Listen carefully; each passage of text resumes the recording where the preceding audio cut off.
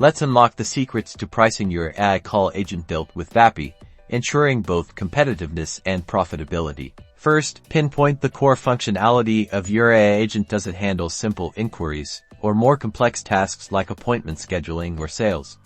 Consider the call agent's features, ranging from basic call handling to advanced analytics and sentiment analysis.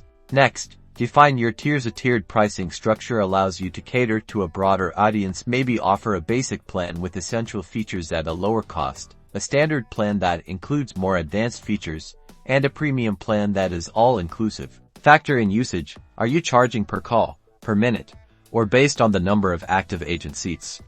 The more your customers use the Ai Call Agent, the more your profit should reflect. Research your competition, analyze their pricing models, and compare feature sets. Position yourself competitively while also highlighting your unique selling proposition.